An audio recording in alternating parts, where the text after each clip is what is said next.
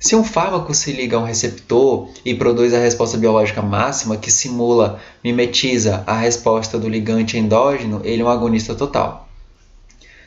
Agonista total, ele produz a resposta total. Ele produz 100% de resposta biológica no receptor que naturalmente receberia uma substância endógena, tá? Por exemplo, a fenilefrina é um agonista total nos adrenoceptores alfa, porque ela produz o mesmo efeito produzido pelo ligante endógeno norepinefrina. Ok? Entendido o que é o agonista total? Certo. O agonista parcial tem atividade intrínseca maior do que 0, mas menor do que 1. A gente já falou sobre isso. O agonista parcial pode ter uma afinidade que é maior ou menor do que o agonista total. Quando o receptor é exposto ao agonista parcial e ao total simultaneamente, o agonista parcial pode atuar como antagonista ou do agonista total. Então, ele pode ali ocupar o espaço que ocuparia por outra substância. Por exemplo, o ariprazol, um antipsicótico atípico, é um agonista parcial em seletos receptores de dopamina. As vias dopaminérgicas que estiverem superativas tendem a ser inibidas, porque ele é um agonista parcial. Ele vai estar lá, mas ele não vai ter aquele efeito 100%. Então, ele vai estar lá ocupando o espaço que estaria sendo ocupado por outra substância. E aí, o que acontece?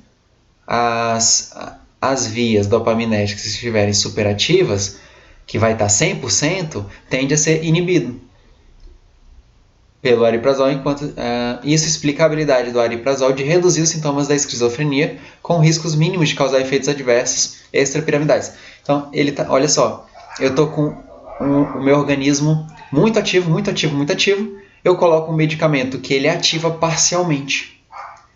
Então, a substância natural do meu corpo que está produzindo uma superativação desse receptor vai ser substituída pelo medicamento que eu estou tomando, que ele vai ativar parcialmente. Então, em vez de ter 100% de efeito biológico, eu vou ter 50%, por exemplo. E aí diminui a minha resposta biológica do receptor, nesse caso, atuando como um antipsicótico.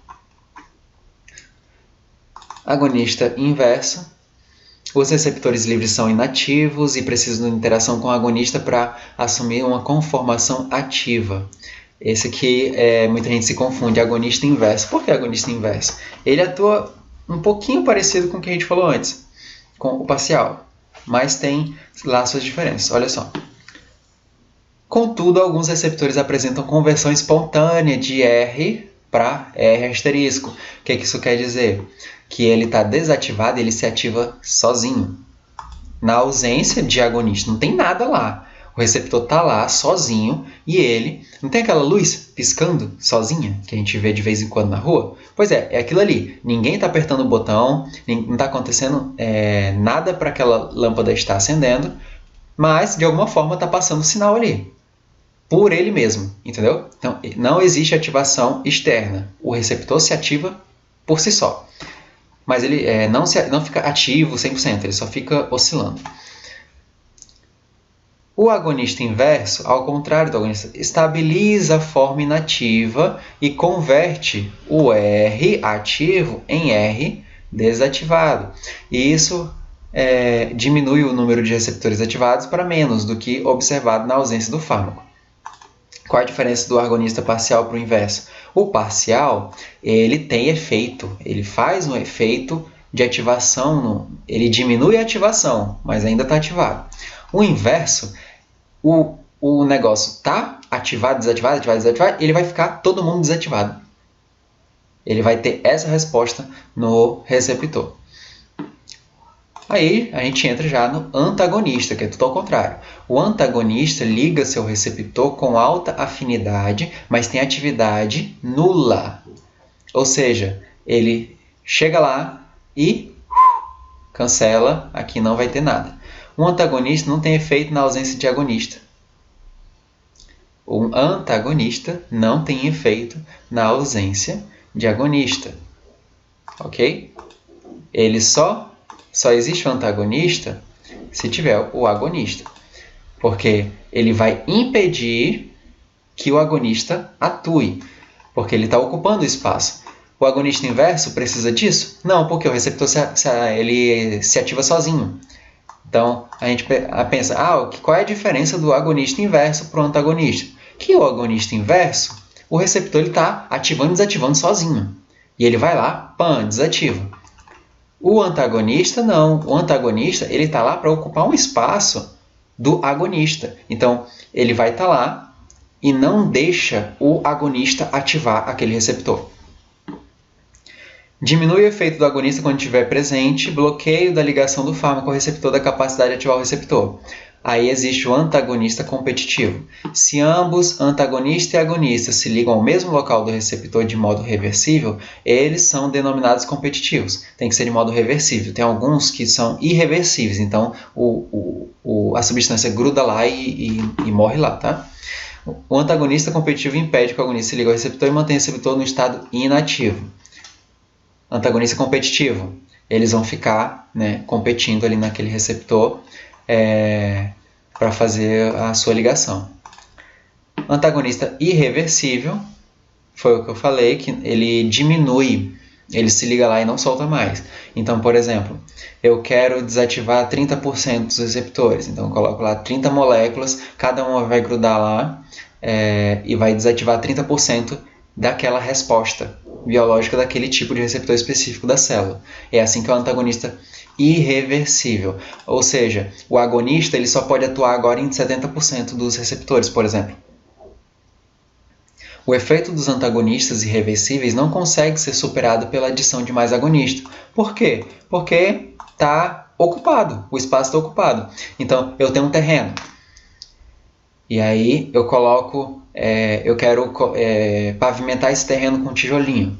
Então eu vou colocando tijolinho ali, tijolinho, tijolinho, tijolinho. Eu ocupei metade do terreno.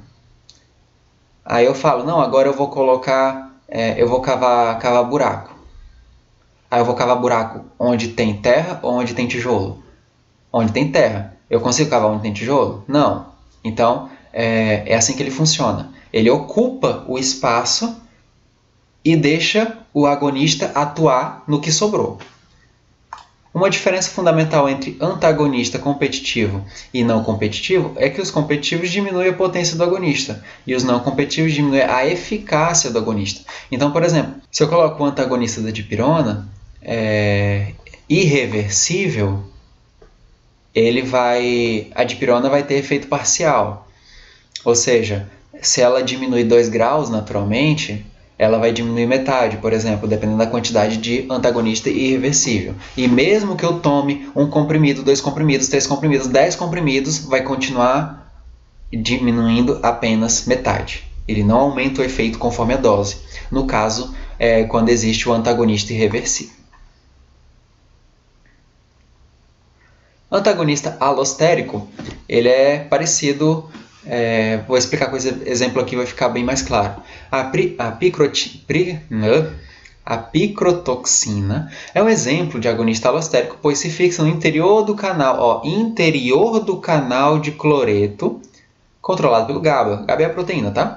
Quando a picrotoxina está fixada dentro do canal, o cloreto não pode passar pelo canal, mesmo quando o receptor está totalmente ativado pelo GABA. Então, ele não vai se conectar diretamente no receptor, ele vai se conectar numa parte lá da cascata. Então, a antagonista alostérico é porque ele não está diretamente lá na atuação do agonista. Não está ocupando o espacinho que o agonista se encaixa. Ele está depois. Então vamos dizer que tem o trilho do trem. Então eu posso explodir o trilho na frente do trem, o trem não passa, ou eu posso lá na frente explodir a ponte que o trem passa. Aí o que acontece? O trem vai andar, mas não vai conseguir chegar no seu destino. E é assim que é o antagonista alostérico. Ele bloqueia o caminho, bloqueia o caminho, e assim o receptor não consegue transmitir o sinal. Antagonismo funcional, ele pode atuar em um receptor completamente separado, iniciando eventos que são funcionalmente opostos ao do agonista. Vamos dizer assim, Um atua aumentando a pressão, o outro atua diminuindo a pressão. Então, eles são um antagonista funcional. Não quer dizer que ele está lá no mesmo receptor, na mesma célula, mas ele está atuando com um efeito contrário. Um efeito contrário. A histamina se liga aos receptores. Isso acontece na farmácia com um produto, nem sei se existe mais, que ele tem um expectorante. O expectorante ele induz a tosse para limpar o pulmão. Ele induz a atividade dos cílios, a atividade de tudo lá no pulmão para tirar do sistema de limpeza do pulmão, para tirar o muco. E nesse mesmo medicamento, ele tem um antitussígeno. Então, é um antagonismo funcional. Primeiro, ele manda fazer uma coisa, e aí outro medicamento manda fazer o contrário. E aí os dois ficam ali competindo. Olha só outro exemplo aqui. A histamina se liga aos receptores H1 histamínicos na musculatura lisa bronquial, causando broncoconstrição da árvore brônquica. A epinefrina é um agonista dos adrenoreceptores beta 2 na musculatura lisa bronquial, que causa o relaxamento. Então, um está contraindo, o outro está relaxando. Isso é um antagonismo funcional.